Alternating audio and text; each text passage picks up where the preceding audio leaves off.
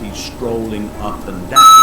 He's fixing his watch. Even before that pre-debate, he was kind of warming up like a runner on the sidelines. It seems like he's already not too engaged in the same way that the rest are. And we noticed that throughout the debate as well. It's only often when it's a francophone issue that comes up that he really gets animated and elevated about the debate. So we're looking at Trudeau's blink rate here. In fact, it's half the rate of Singh's. That could denote that for Trudeau, he's under less stress, less pressure, feeling less anxiety, and Singh is feeling it way, way more. Now, is that because there's more pressure for them personally, or maybe it's just that Trudeau is way more used to this kind of situation, this kind of pressure? But it was consistent across the whole debate. Trudeau, really low anxiety, and Singh, the highest of everybody. So on this Afghanistan question here, O'Toole really assured, really clear, very symmetrical in his gestures. When we go to Trudeau, more asymmetrical, more destabilized by it. The same with Singh, more asymmetrical, and some shoulder shrugs going in there. I think there's a little bit of stress and anxiety around siding with O'Toole on this one. So O'Toole here, strong, and others a little more, asymmetrical, a little more undecided around what they're saying. So here, Trudeau versus O'Toole on climate. Again, O'Toole, clear, symmetrical, comes down what we call the wheel plane in a bit of more of a pleading gesture. My preference is for more symmetry and bigger gestures. This can look a little more prayer-like, but Trudeau starts to become asymmetrical again. The pressure is on him. He starts to do a wipe gesture towards O'Toole to wipe out what he's saying. It's almost like a jazz hands gesture to say, you're finished, you're done. And then a pinch gesture and starts pushing down to try and pin back the message back under Trudeau's control. So Paul hits a great score on Blanchette here by literally acting out for the audience the support of her jaw drop there as he was talking on the Indigenous issues. He feels the hit on that, and he has to plead for time from the moderator. Now, time is non-verbal as well, so that non-verbal hit on him around "I can't believe what you said" causes him to have to plead for something non-verbal and conceptual. "I just haven't had enough time, it's just not fair," he says. I choose 99.9% germ kill. Other days, moisturized peel. Now I choose both. New Safeguard White Camellia 2-in-1 Body Wash. Why choose one? Choose 2-in-1. Upgrade to Safeguard 2-in-1 Body Wash.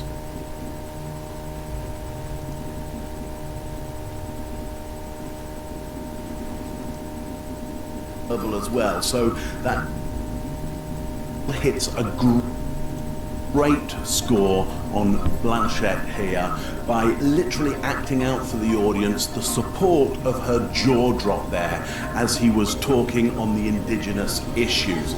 He feels the hit on that, and he has to plead for time from the moderator. Now, time is non-verbal as well, so that non-verbal hit on him around "I can't believe what you said" causes him to have to plead for something non-verbal and conceptual. "I just haven't had enough time, it's just not fair," he says.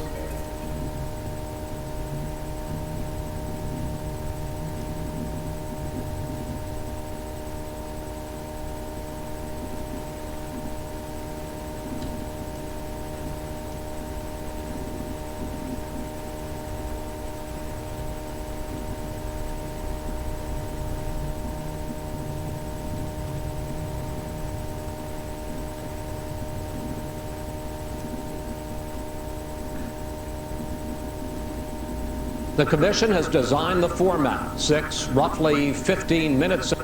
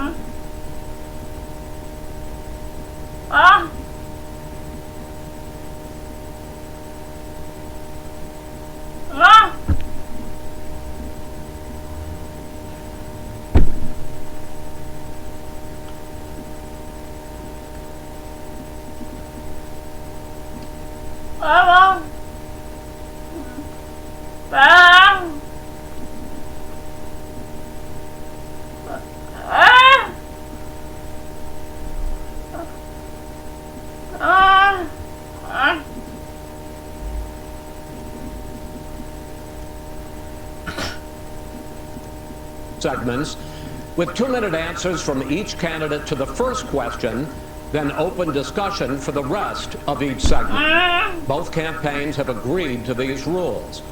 For the record, I decided the topics and the questions in each topic. I can assure you, none of the questions has been shared with the commission or the two candidates. Well, I found that interesting. So he goes into that he decided the questions and that they have not been shared. And that's when his body language changes. He went from pretty flat, emphasis, a little bit of stress comes through because TV gives stress.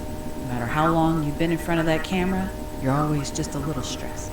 But when he talks about the questions, a lot of stress comes through. You see that in the eyebrows with the believe me look.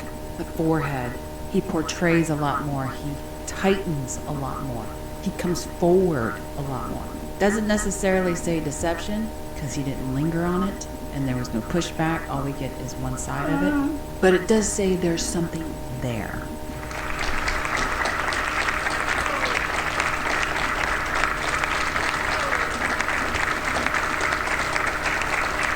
How you doing, man? How are you? I'm well.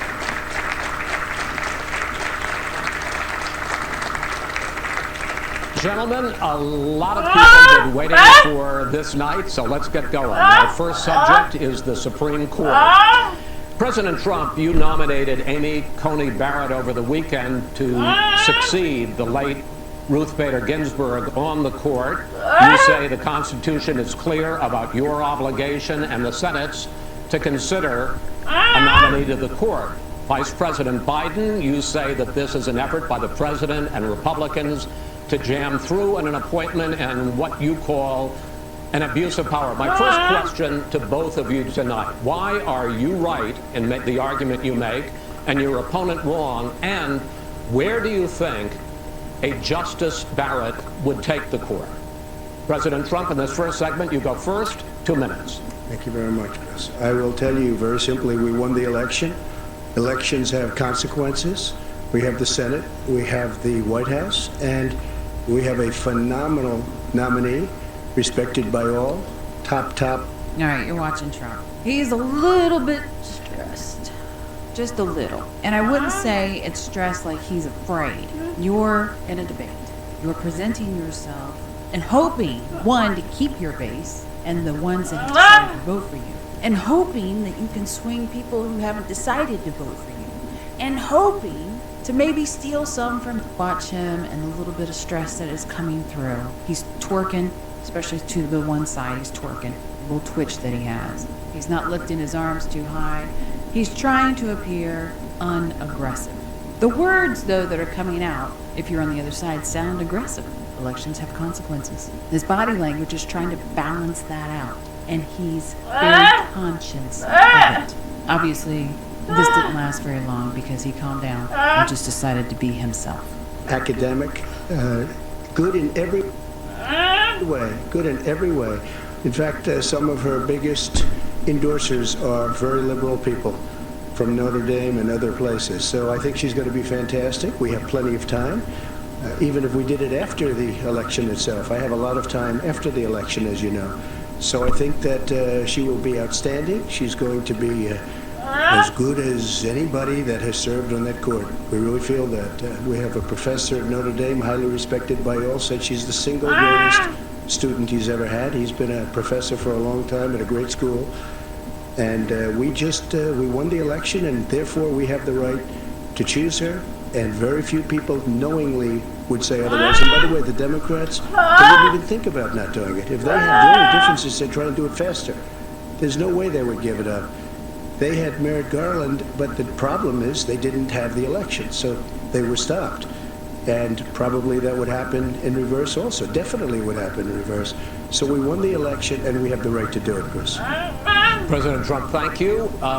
Same question to you, Vice President Biden. You have 2 minutes. Well, first of all, thank you for doing this.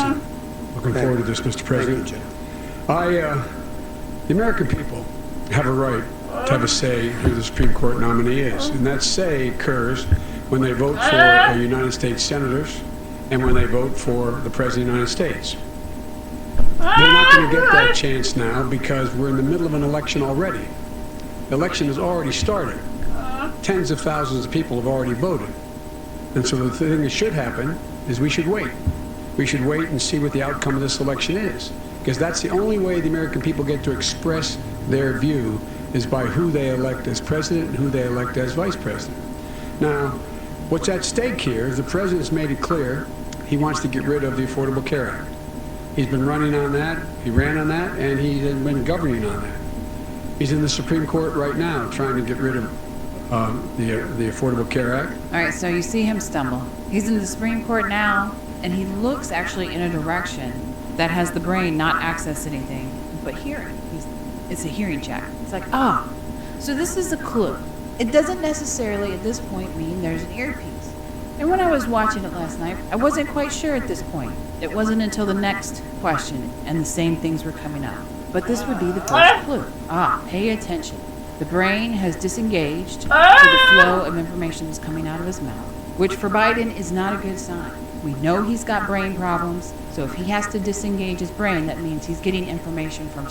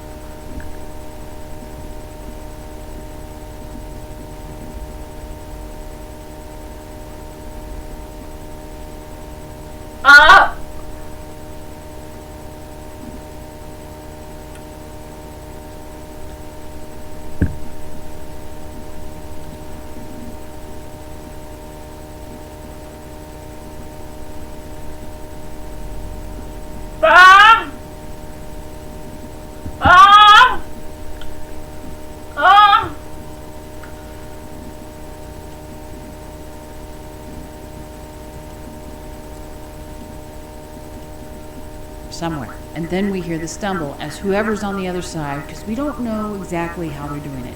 For this type of thing, you want the information that comes through the mic or the earpiece, whatever you want to call it, to be very short, and at least for him to flow well, because he has a habit of reading things like the next question is, go to blah, blah, blah. So as he stumbles, he looks down, he's trying to regain himself, he's listening even deeper, but he doesn't want to give away that he's listening. Because remember, he's definitely off, but he's not that far gone.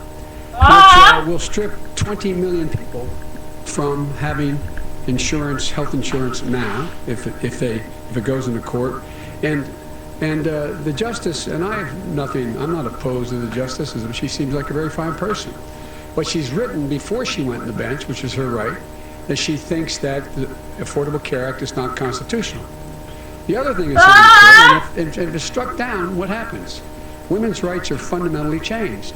Once again, a woman could be held to pay more money because she has a pre-existing condition of pregnancy. They're able to charge a woman more for the same exact... Closing the eyes is also somewhat of a tell in here. It can go either way. You can sit there and say that he's closing his eyes to focus in on what he's trying to get at. I'm closing my eyes because I'm trying to really focus my brain into those areas. And it could be. That's why you have to keep waiting, watching when you have these kinds of things. It's like, are you sure? We'll see. There's some tells there that could be many things. Procedure mandate gets. And that ended when we, in fact, passed the Affordable... The other tell that you're actually seeing is he is going into an area where he looks up that is for visual. And it makes no sense because there's no visual on anything that he's saying. So in this instance, it's kind of like, well, so is this part of the brain damage? Or is this because he's listening to someone? Because remember, it's hard to sit there and keep eye contact or look at who you're speaking to if you're trying to listen to somebody else who isn't even in the room. It's like a phone conversation. Why do you turn your head when you're on the phone away from people? To disengage the brain from them and to engage the person on the phone. Go ahead, Vice President. Number one, he knows that what I proposed. What I proposed is that we expand Obamacare and we increase it. We do not wipe any. And one of the big debates we had with 23 of my colleagues trying to win the nomination that I won, we're saying.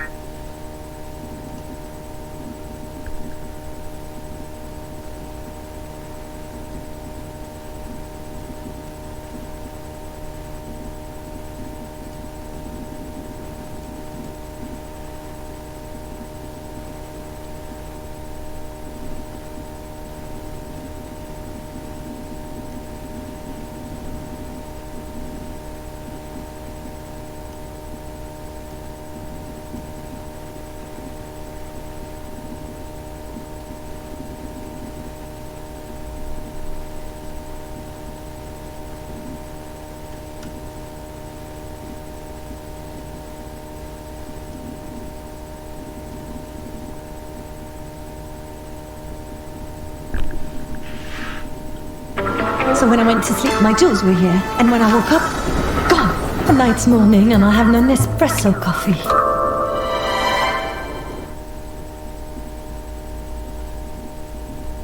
So I want to tell you one of my favorite stories about the power of body language. And this all started on the bright and sunny morning of September 26, 1960. And a young man was getting ready for the most important day of his life. But he had no idea that it would all come down to his body language. That man was John F. Kennedy. And September 26, 1960 was the first U.S. televised presidential debate. So it was the first time in U.S. history where we had our presidential candidates debate on television. Now, this was a really interesting time in our history because not everyone had a television yet. So a part of the population watched the debate on television, and a part of the population listened to the debate on the radio. So it was this really interesting time to see, would there be a difference? So a little bit of background on this interesting debate. Nixon had injured his knee on the campaign trail. So he had been in the hospital for about 2 weeks before the debate. He'd lost weight, he wasn't feeling well. You can actually see in the debate, he's kind of favoring one knee. Kennedy, on the other hand, was tan, he was young, he had been prepping with his aides all weekend.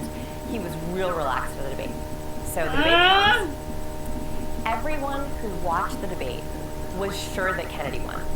And everyone...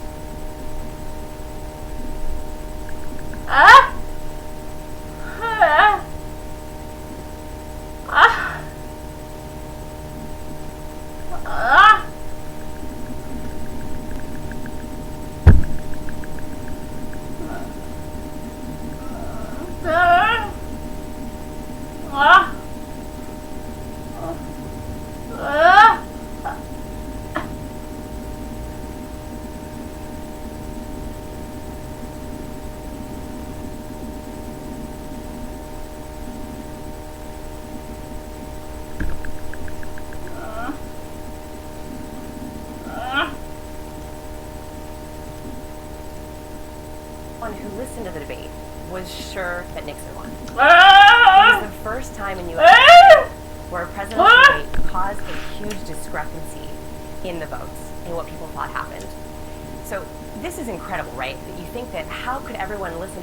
They heard something totally different than what the people in the televised audience heard, which is really what they saw. Now, that ended up costing Nixon. John F. Kennedy won.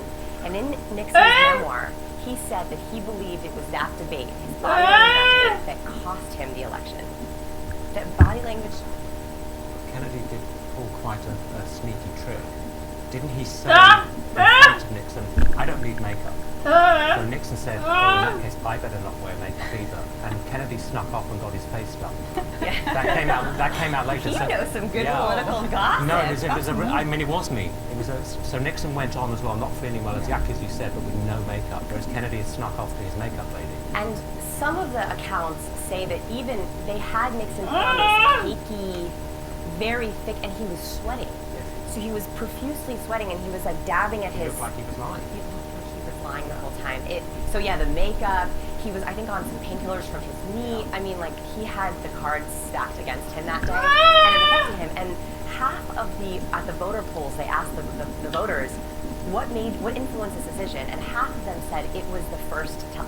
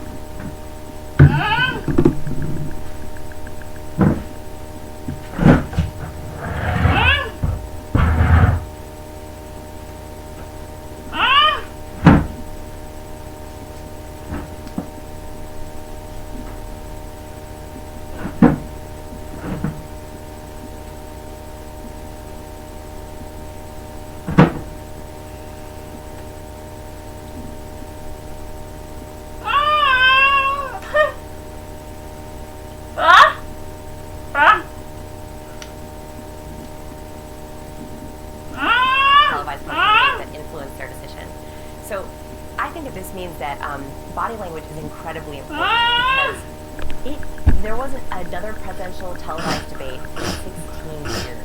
That's how powerful this debate was. Nixon refused to do it again, and Lyndon B. Johnson was like, no way.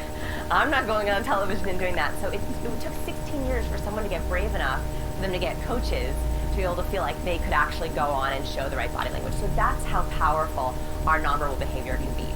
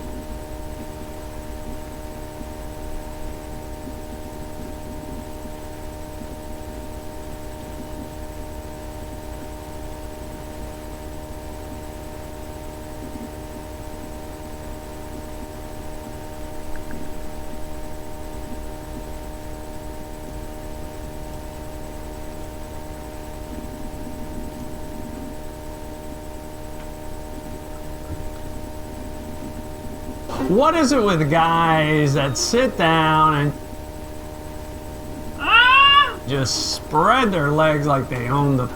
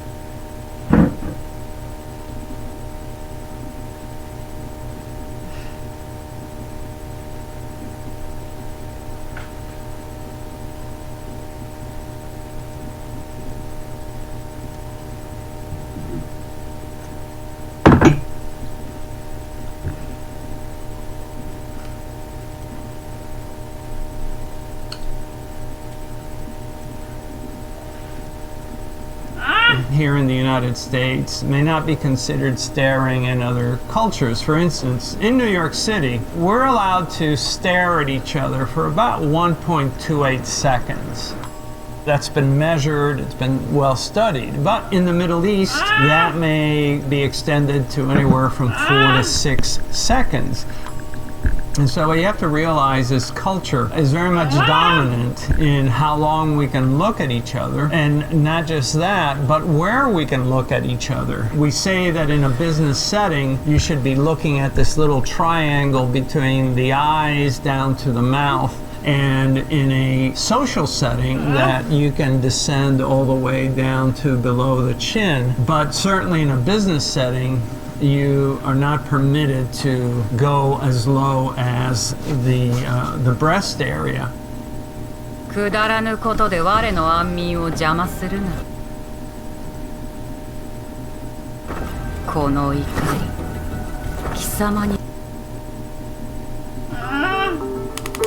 Pacing. Some people are pacers, you know, waiting for the baby to be born, or they're waiting for the next flight, and they are moving back and forth. What happens is the fluid inside our ears, as we move, those little hairs that are inside are sensitive to the movement of that fluid. And this is why we rock a baby to sleep. That rocking motion is then transferred as adults into walking behaviors. And under stress, that helps us to calm down. One of the things that happens when we pace is that we compel the feet to touch a surface over and over again. That in and of itself creates a form of novelty. The gastroc muscles of the legs, the calf muscle, is also known as the second heart. When it squeezes, it's forcing blood up. This is beneficial for thinking because now you have both the real heart and the secondary heart both working together to force that blood upwards. So there are actually some benefits to this, and a lot of creative people find themselves pacing because it contributes to that process. The bad handshake.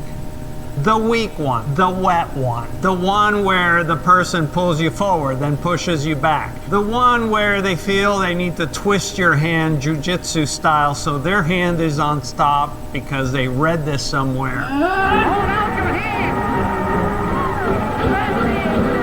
Why do humans even shake hands? We shake hands because we're primates. all primates approach each other and touch each other first by reaching out and touching their fingers together. I remember years ago somebody saying, oh, we shake hands because we want to demonstrate that we don't have a weapon. Folks, weapons were so big back then, you could see it over the horizon. That's not the reason. We're primates. Our brains evolved so that we would retain negativity so that we don't have to learn each morning not to touch the hot stove. So when you shake that hand and it's wet or you feel like it's grabbing you in some strange way, this registers in your brain for not months and weeks, it registers with you potentially for years. And that's the problem with doing it wrong. The perfect handshake is your fingers are down, you squeeze at the same level as the other person does, you do a quick shake, and that's it. The close talker.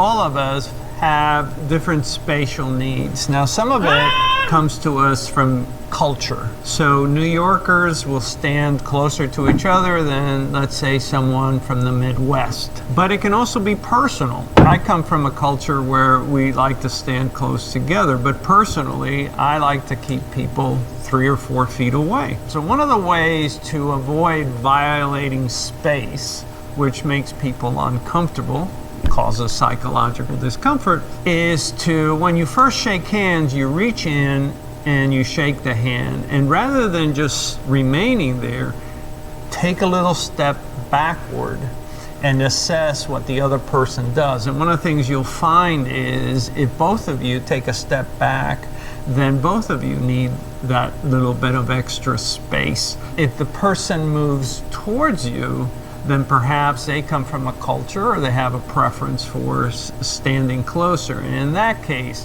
what you may want to do is just angle your body a little bit so you don't feel like they're as close to you as they may be. Touch phobia. There's just some people that have this habit of they've got to touch. They got to touch your arm, they got to touch your shoulder as they're talking to you. They squeeze you to emphasize and so forth. And let's face it, some people just don't want to be touched. For some people, touching is comforting. It's how they make sure that someone is paying attention to them. It's what they use to emphasize, and it's very convenient. Obviously, if you grow up in a big family and you want to reach your brother and say, hey, I'm talking to you, you just have to remember that not everybody appreciates it. Man-spreading. Basically, you're entitled to the little area around you, your hips, plus about 1 to 2 inches on each side. And that's really by social convention what you're entitled to. Humans, by their very nature, when they feel strong, they feel confident, they will tend to spread out. We're probably not even thinking that we're doing these behaviors, but we do them. The problem, of course, is when it infringes on other people. Sa iyong tamis at iyong linamnam, sold ka sa iyong sarap! Tara! Verb.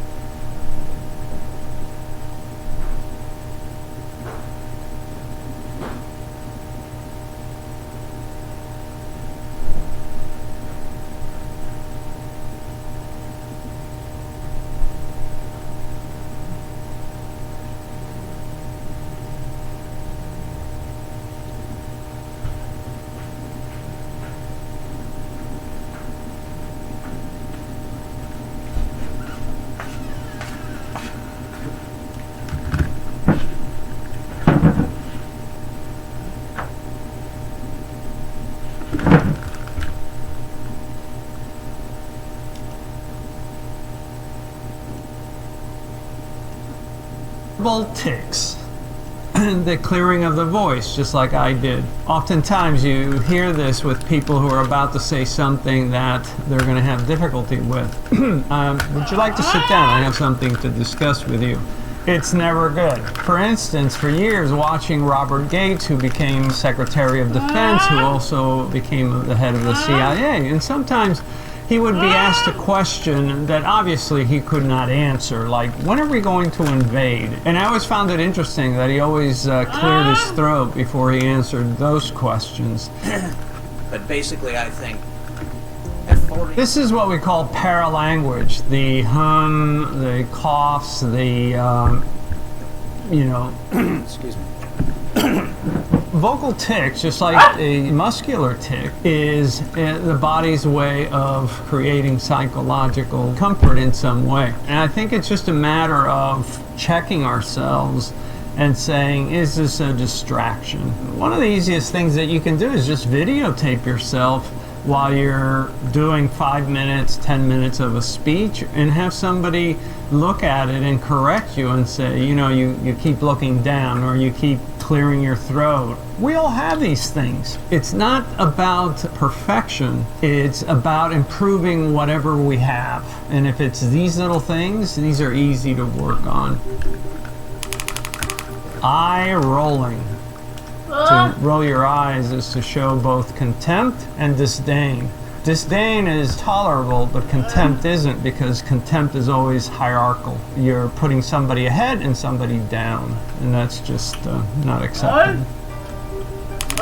Foot tapping, finger tap, pencil tapping. Anything like finger tapping, pencil tapping, or leg bouncing, it really helps us to pass the time. It helps us to deal with any situation in the moment where maybe things have slowed down, we're waiting, and so we use these repetitive behaviors to self-soothe. Why are repetitive behaviors so soothing? Our brain always needs to be pacified. Even as embryos, we suck our thumbs.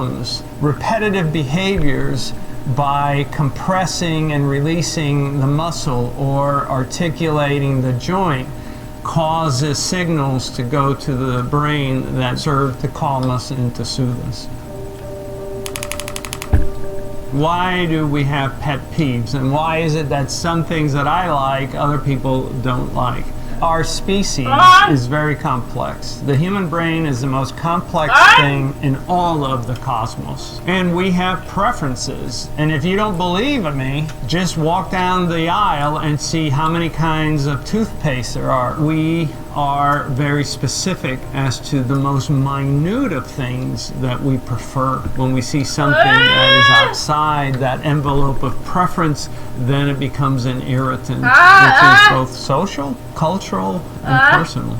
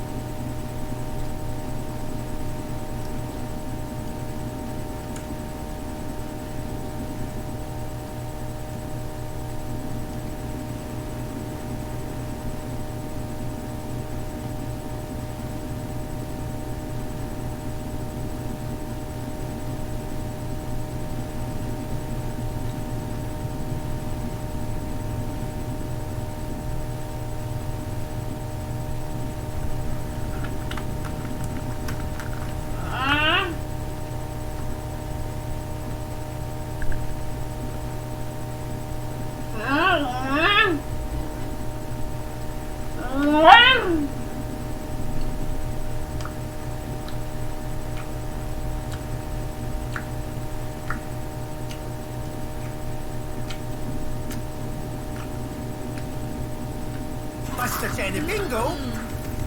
Go na sabroso! Kaya, rumaya to. He looked like he was ready to explode, and according to this body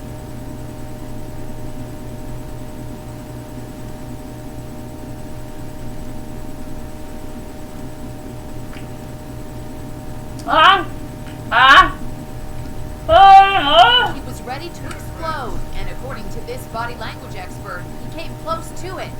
It's a disgraceful situation. It's a total witch hunt. I've been saying it for a long time. He is angry, and he's trying to contain himself. Psychologist Dr. Lillian Glass says the president could not hide his fury over the FBI raids on his personal attorney, Michael Cohen. It's an attack on our country in a true sense. It's an attack on what we all stand for. We have never seen Donald Trump like this, with his posture hunched and with a fist-like movement of his hand. It shows that he's devastated and he's angry. Reports from inside the White House indicate a crisis mode following the unprecedented outburst as the nation's top military brass watched. The president is rattled, he's upset, he's basically sitting in the Oval Office stewing. His level of anger and outrage over this is really at a new level. We spoke to CBS's Justice Department correspondent, Paula Reed.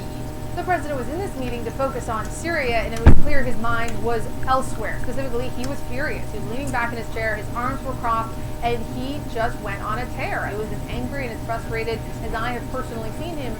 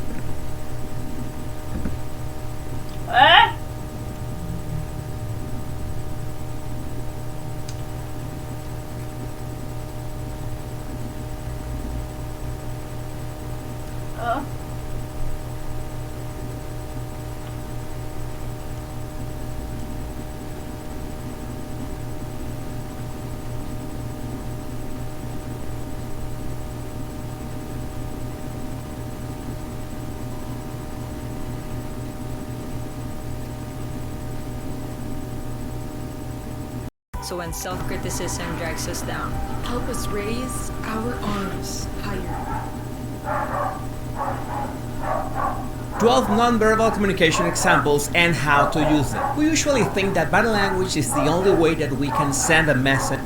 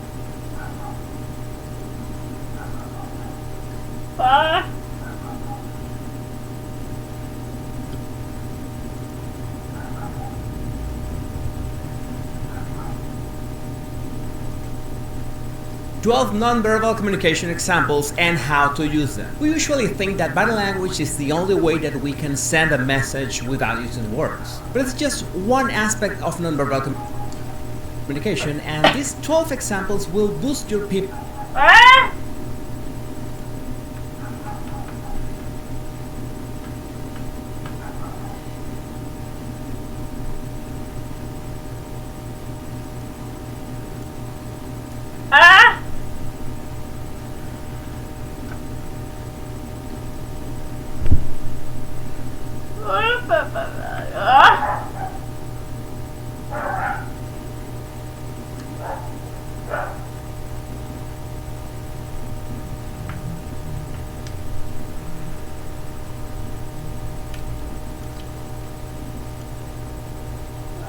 And how to use them. We usually think that body language is the only way that we can send a message without using words. But it's just one aspect of nonverbal communication, and these 12 examples will boost your people analysis skills. In this video, you will find out the 3 types of hand gestures, a secret that eyes reveal, and how communication goes way beyond your body. My name is Jesus Enrique Rosas.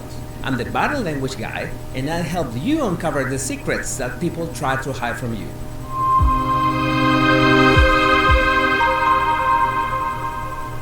Number 1, your general posture. No matter if you're standing or seated, your body posture is the first clue to reveal your current mood. That's one of the quickest ways to assess someone's feelings in just a couple seconds, thanks to their global body language. One example is alpha and beta postures. One of them projects confidence and the other insecurity. You can even feel more confident by just assuming an alpha posture. The easiest way to tell the difference is the way the shoulders are broad and relaxed in one, or tense and contract in the other. Number 2, facial expressions of emotions. We're naturally drawn to see faces, and that's why it's the most important area when we want to express emotions without words. Most of the time we pick those signals by intuition, but with a little practice you can spot them consciously. One example is when someone presses their lips. You know that they have an emotional reaction. Our faces can show 7 basic emotions, but it's more important if you can spot these more subtle changes. I recommend that you get used to pay attention to faces during the conversation. Number 3, illustrator gestures to emphasize words. When someone uses their hands to make their point clearer, those are called illustrator gestures. They're very important because they help the other person understand and remember your words and connect deeper with them. For example, if you're saying that something is big or tall, or try to emphasize the point, and your hands move in unison. Every time your hands support what you're saying, you're using illustrator gestures. They're very easy to detect because people almost never try to hide them. Number 4, voice tone and volume. Another nonverbal communication example that usually doesn't get enough attention is the quality of our voice. Unless people know how to control their emotions, their voice is going to be the first channel that reveals their inner state. For example, when someone is excited or upset, they're going to raise their voice. If they feel insecure, they will lower it. This is great news because this way you can detect someone's emotions without even having to look at them. You just have to practice active listening whenever you can. Learning to spot these nonverbal communication signals requires a bit of practice and knowing where to look. That's why I've summarized more than 90 body language clues in a free ebook that you can download right now. You can find the link in the description or right here. Number 5. Manipulator gestures that reveal stress. If illustrator gestures emphasize words, manipulator gestures reveal an emotional reaction to a situation. You can spot them because they add absolutely nothing to the message that the person wants to convey. There are many examples like rubbing the eyes, pulling the earlobe, touching the nose. Those are manipulator gestures. They're not directly related to lying, but instead to some emotional discomfort. If you're paying attention at the person's body language, you should have no problem spotting them. Number 6, clothing and accessories. As I said before, nonverbal communication is not only about body language, because the way people dress gives clues about their personality. And the best question you can ask in your mind is, what kind of person chooses to dress this way? Some people claim that the way they dress has nothing to do with their personality, and that's wrong. Because in most cases, they choose what to wear. It's a decision that they make. So it's a matter of reverse engineering that decision to make a Sherlock Holmes guess about their character. Number 7, the secrets in their eyes. I know that eyes are part of facial expressions, but they reveal so much information that you could just focus on them. After all, they're called the windows to the soul, and for a good reason. We can express emotions just moving them. Whether it's rolling our eyes, or we notice that someone is blinking faster, or someone points in the direction of another with their gaze. All those are signals that we give away even if we cover our entire face. It's not a coincidence that we're always drawn to see other people's eyes. Number 8. Proxemics and interaction distance. Different cultures have different customs about how close do people stand to each other when talking or just hanging out. But at the same time, those differences in interaction distance can reveal what kind of relationship they have. Proxemics is also about the way our gestures reach out to the other person during a conversation. If you see two people talking and they don't have problems sharing that personal space, then you know they feel comfortable. This can be spotted not only in couples but also in groups. Number 9. Custom hand gestures or emblems. By now you've noticed that there's much more to hands than just a few gestures to emphasize our words. There are also emblems that are hand gestures with a certain meaning that is given by the culture or society. For example, the OK sign or the thumbs up are emblems that have meaning even if you just see an isolated hand. Just remember that the same emblems can have different meanings in different cultures, so be careful. When you visit other countries, it's a good idea to know in advance about this. Number 10. Our personal space. If the way we dress can reveal details about our personality, our living and working spaces also give a nonverbal message. That's why it's important to pay attention to someone's house or apartment or office to see what can give us information about them. Do they have plans? What kind of books do they have? Do they have pictures, posters, paintings? It's a good practice to reverse engineer someone's personal space to make a guess about their character. And one of the most important clues that we can get is what do they like? Number 11. Haptics and touching others. No matter the culture, there are always going to be people who like to touch others and people who really hate to be touched. But for example, the handshake is one of the most common forms of touching, and you can tell a lot from someone's grip. You can put a hand on someone's shoulder or back to show support. And there's the fact that a woman can do a very soft touch of her own arm to attract the attention of a man. So the act of touching is in itself a nonverbal clue, no matter if it's a formal greeting or a warm hug. Number 12. Physical reactions. When we talk about revealing emotions, these are the hardest to conceal body language signals. And since they're connected directly to the central nervous system, there is almost nothing that we can do to control them. We're talking about sweating, pupils dilating, shortness of breath, blushing, and so on. Most of these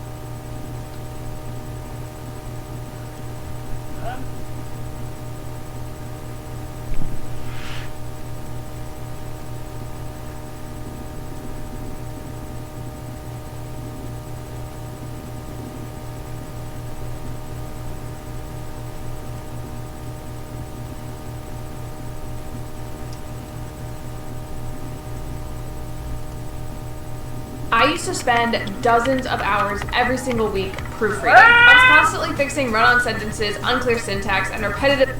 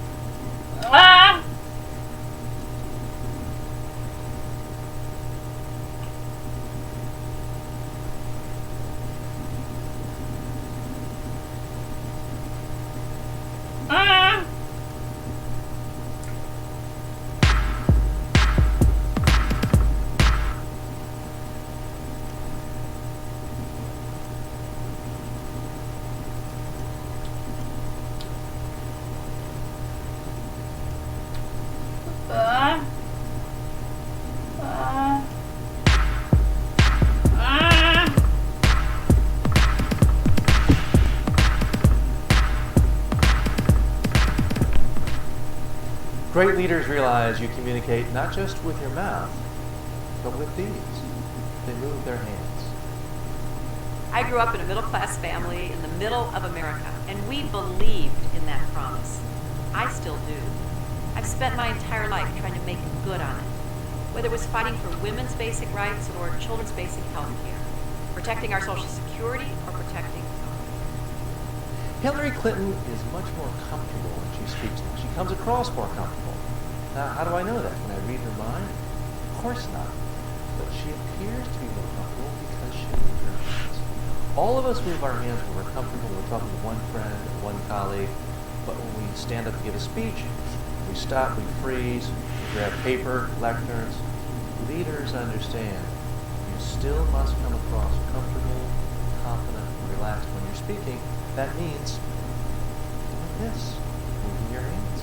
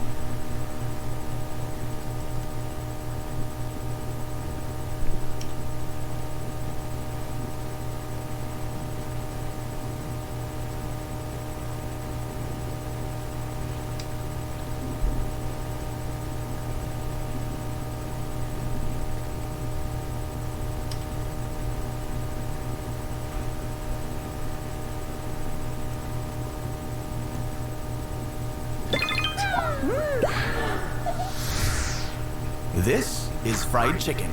And here's one. Good evening.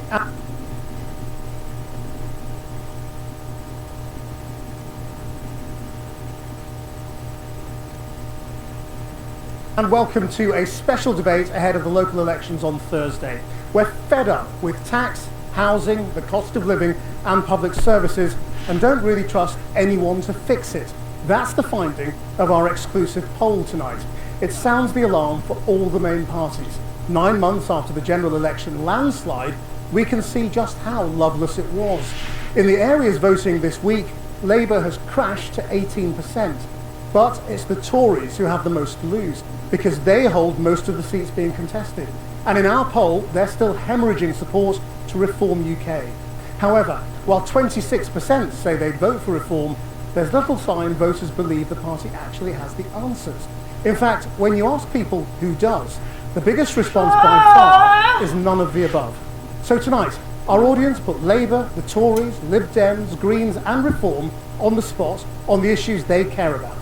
Well, joining us here in Hull are representatives of the 5 main political parties in England. Steve Reid from Labour, who is Secretary of State for Environment, Food and Rural Affairs. From the Conservatives, Kevin Hollingray, the Shadow Cabinet Member for Housing, Communities and Local Government. Daisy Cooper is the Deputy Leader of the Liberal Democrats and their Treasury spokesperson. From the Reform Party, Alex Wilson, who's a member of the London Assembly, and the co-leader of the Green Party of England and Wales, Adrian Ramsey, is here as well. So there's a huge amount to debate, but let's start with local government services and local taxes and go to a question from a member of our audience, Ken Patterson. Ken, where are you? Good evening all. We pay more for our council taxes and get a poorer service. National and local services have both been heavily degraded over the past few years.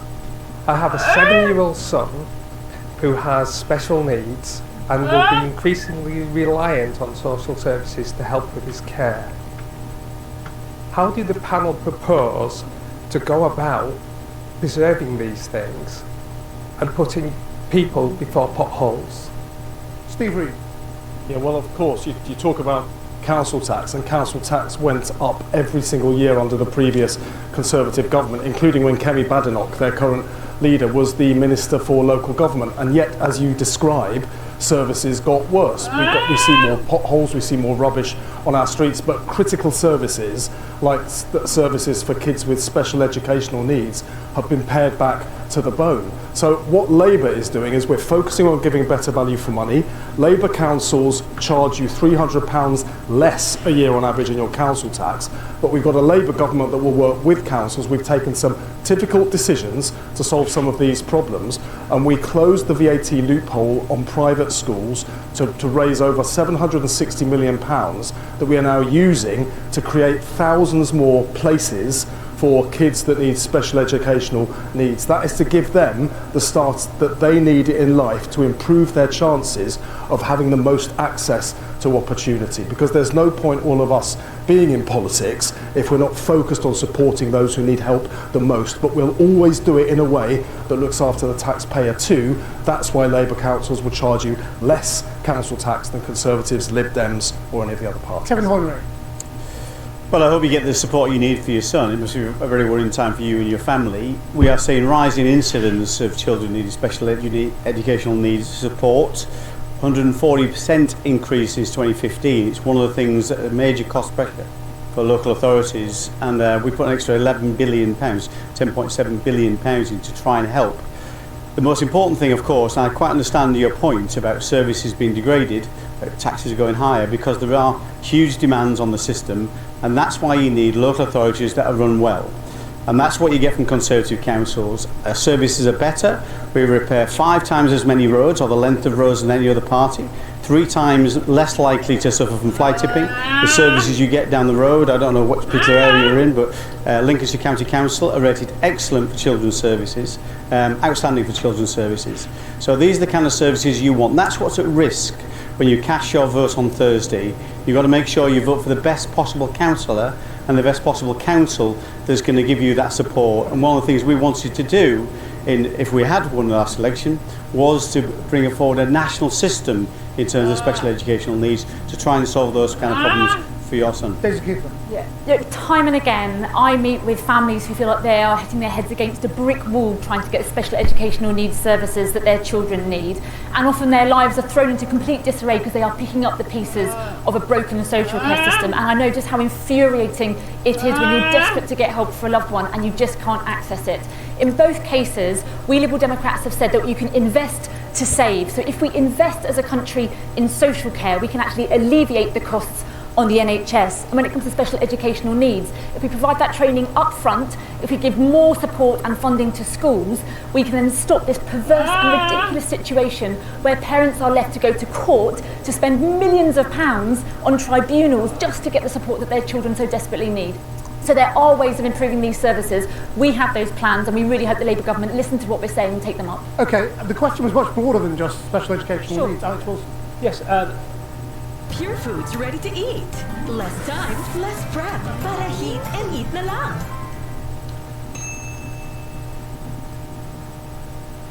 Very good question.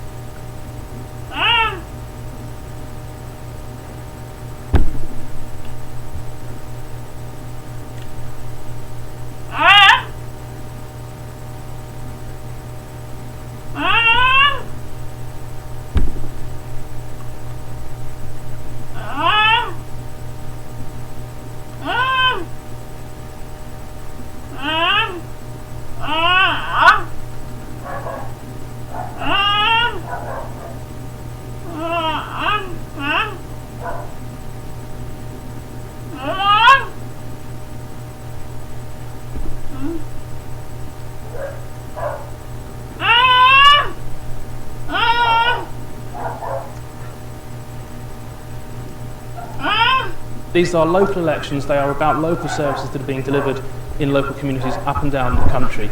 And we are facing a situation where, as with national government, local government is broken.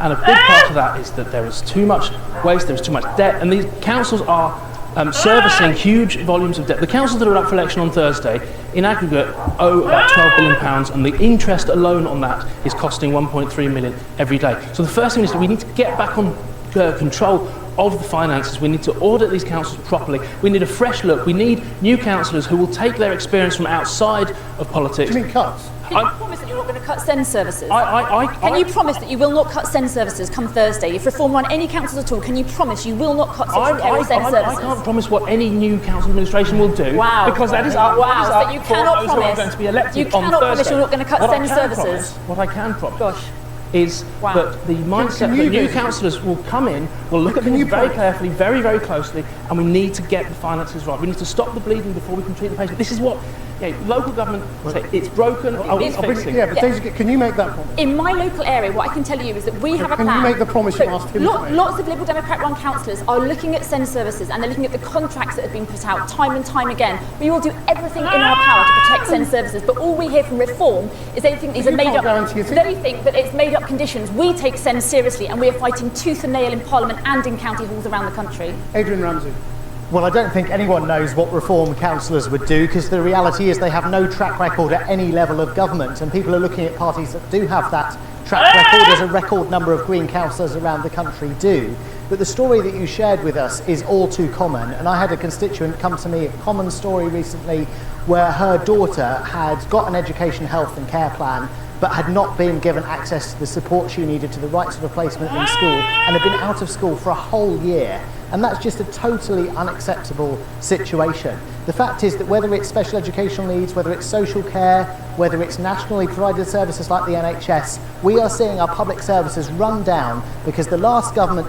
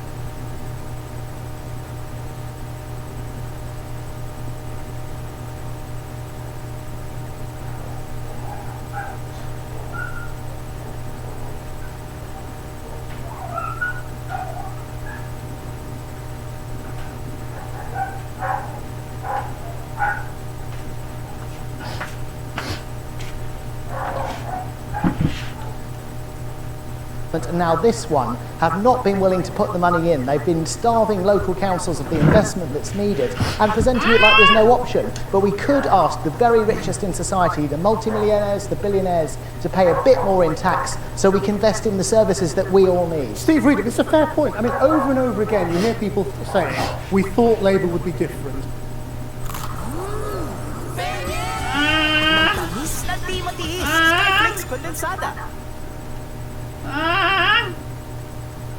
And nothing's changed. Well, Labour's just, the budget that we passed last year increased spending nationally by 3%, despite the incredible inheritance we got from the Tories with a £22 billion black hole in the public finances. And local government has had an increase of nearly 7% in their funding. That's the biggest increase that they've had for years. And we want councils to start focusing on fixing the problems that people are bothered about. Fly tipping on their streets, people are furious about. We've got more potholes on the roads in England than there are craters on the moon. We need councils to get serious about spending that money to fix the things that got the worst record for fly tipping. Labour Council's got the worst record. Do you know which council's got the highest fly tipping in the whole country? Croydon. And it's run by the Conservative Party. It's run by the Tories. We took over you in 2021. If you want to talk about fly tipping, we're going to crack down on fly tippers. I believe that those who make the mess should clear up the mess. So we're going to make people join clean-up squads as a deterrent to those who are thinking of fly tipping, a punishment for those that have done it, and to make sure that our roads are much cleaner than they were allowed to get on. Steve, if Labour's putting enough money into local services, then why am I getting head teachers in my constituency saying that they're going to have to look at whether they might need to make redundancies? Well, after 14 years of the Tories, Adrian, you can't fix everything overnight. Why am I getting my local integrated care board saying they're going to need to close the walk-in centre? Adrian, nobody believes you can fix 14 years of Tories failure overnight. 36 of the worst 50 local councils for fly tapping are run by Labour. Just face the facts. You are failing time and time again in terms of these kind of... Fly tipping has become an epidemic in the country because fly tippers got away with it scot-free under the Conservative government. If they knew that when they were doing it, they were going to have to join clean-up squads and clean up the mess they made, they would think twice before they did fly tipping. Who wants to talk about local services? You had your hand up on the front row in the black t-shirt. Yeah, I've spoiled my ballot for the last few elections because I, similar to the poll that was mentioned, just don't believe that any of your parties either can or want to do anything about it. Our local community does a lot on their own. I'm part of a group called Cooperation Hull, and we don't pay a lot of attention, frankly, to local councils. We go and do things on our own. We have community savings clubs, we do clean-ups, we have community food buying corporations as well. Have you got anything to motivate people to come out? Can I ask you, you're not interested in the New Kids on the Block in reform? No. I think it's a lot of bluster and headlines and clickbait, similar to the other parties, to be fair. Okay. No. I mean, Daisy Cooper, how are you going to reach him and everyone like him? So right around the country, we Liberal Democrats pride ourselves on being community champions because normally we are part of those groups. So I think about councillors in my area and around the country, and Liberal Democrat councillors are typically the kind of people who are working, volunteering at the food bank, who are doing the friendship groups, who are volunteering to support people who are having their meals on wheels and things like that. So we're rooted in our communities and we can see the amazing good that volunteer groups do, but at the same time we share those frustrations that government, whether it's local government or national government, are not always on the side of those community groups. And actually what you really want is community groups and local councils working hand in glove, and that's what you can deliver, and that's what Liberal Democrats do right around the country. Alex, and I hope you get a chance to see that. Well, for the first and possibly only time tonight, I'm going to agree with Adrian. We don't have a track record of delivering local government. But that means we don't have a track record of failure. We've had, we can see the old parties arguing and squabbling about their records, and they have all let everybody down. And it goes back to the heart of the original question. Over the last few years, we have seen council tax being raised every year by pretty much the maximum it's allowed to be raised, and we haven't got the services that we need. We have a million potholes across this reform. Why did reform not mention councils or local government even once in your manifesto? Not once. Can I just say to you, I mean, I get your kind of disillusionment with politics.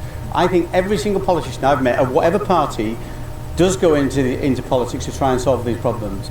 I know we don't get it right all the time, but that's what we do. And I admire what you do in terms of the community level. Of course, things will always be delivered more effectively by local people like you doing the right thing. And literally millions of people around the country do the same thing. We're just going to make it easy for you to do that. Let me just get a couple of thoughts from the audience rather than questions. Yes, on the front row here, the lady in the brown shirt. Just get the microphone. Yeah. I feel that all the councils were run down for over 14 years under the Conservative government. All of them. They've all had issues. The budgets have been much lower. It's about funding, and Labour haven't been in that long, and I do know that they are getting more money and it's going to take time, and I think it's just a little bit early to start getting so disillusioned. Yeah, you had your hand up as well. I just found it a bit ridiculous that we're on about disillusionment, but within seconds of the debate starting, Daisy, you immediately cut off reform and started trying to give them a gotcha question. Like, I'm not voting for reform, but I disagree with that sort of culture that we've got into, where you're interrupting each other, not letting each other finish.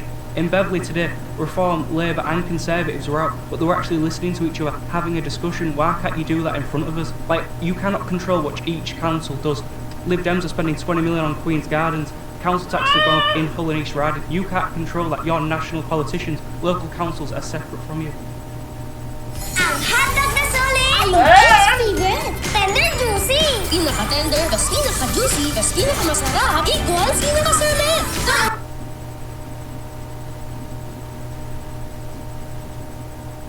Okay, and just...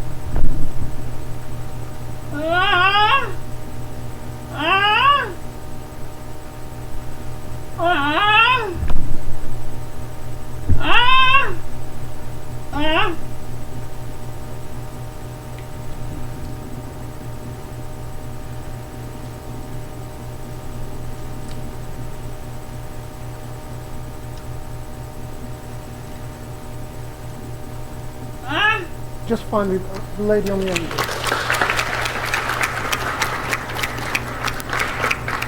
It absolutely is about the local funding. I have a son who currently has a brain injury, and he has had to move out of his home because the landlord wants to sell. Take it back 10 years ago, lots of council properties, they're overrun, there's not enough housing, and his only option is to live in a hostel. How can he live in a hostel with a brain injury? He can't. It's absolutely impossible. There is such a housing crisis, and again, goes back to local funding. Everything, no matter what. Okay, well, Steve Reed, I mean, you've got to answer this question because it's come up a couple of times. The truth is, local government's been massively underfunded and asked to do more. It has. I used to be a council leader myself, and I saw the cuts that came in under the Tories. It's become impossible to run the services but 3% that councils need. So that's within our first 6 months in power. After 14 years, you need time to start to fix those problems. I think there's a deeper problem beneath all of this, though, which is people feel so let down after the last 14 years that they've lost trust in politics. I think the social action that you're speaking about there is very important, but people won't put faith back in politics until they see the visible change that they want to see. That's why this government is focused on our plan for change. So we've given people a pay rise by increasing the national minimum wage. We've cut NHS waiting lists for 6 months in a row. We're making polluting water bosses face up to 2 years in jail for what they've done. We've set up GEP Energy to cut people's energy bills. We're putting 13,000 more police on the streets to tackle crime, and we've removed 24,000 people from the country who had no right to be here. That's not everything. In 10 months, we've done more than the Tories did in 14 years. Agent, do you have an answer for this lady here? And Labour councillors. Yes, I did want to pick up on this lady's question, because we absolutely have a dire lack of affordable housing in this country. I see this in my constituency and around the country, where the homes that are being built are just not affordable to local people. There's nowhere near enough social housing, which is about councils having the funding and the borrowing power to build new affordable housing, as you've said. It's also about being tough with developers. But isn't the trouble also that you know, when it comes to your local areas, you end up